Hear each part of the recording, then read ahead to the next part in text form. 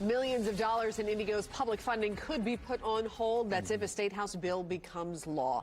Good evening, everyone. I'm Brooke Martin. And I'm Phil Sanchez. Thank you for joining us tonight at 6 o'clock. If the bill moves forward, the future of some big rapid transit bus lines could be in limbo. News 8's David Williams says chase this story all day long. He's now live along the Red Line with more. David.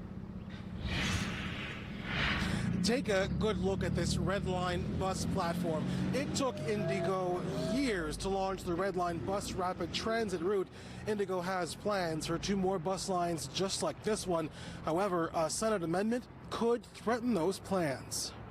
That amendment within House Bill 1279 would cut 10% of IndyGo's taxpayer money. The amendment doesn't say we're going to withhold all of it.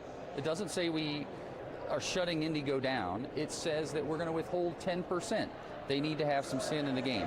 It also says we need to have a public conversation about whether mass transit is sustainable in this county. IndyGo CEO Inez Evans tells me ridership has risen 8% over last year. She says IndyGo could lose $5 to $6 million per year. So the routes that were an hour and they're now moving to 30 minutes, or the routes moving from 30 minutes to 15 minutes, that 8 that goes every trip, all that goes backwards.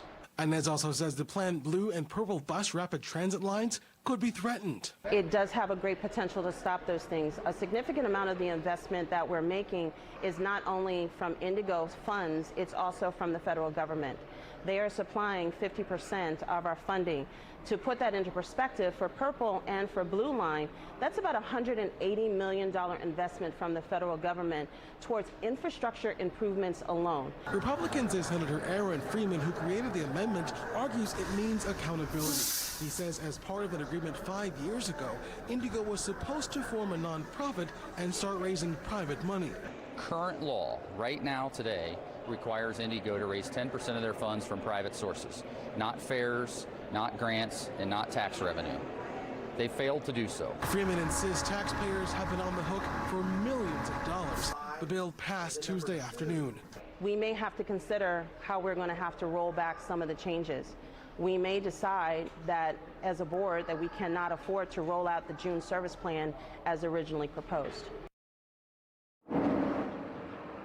So what happens now? Well, the bill now goes to a conference committee before it goes to Governor Eric Holcomb's desk.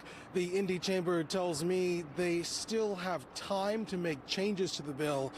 The session is scheduled to end next week. We're live along the Red Line tonight. I'm David Williams, Wish TV, News 8.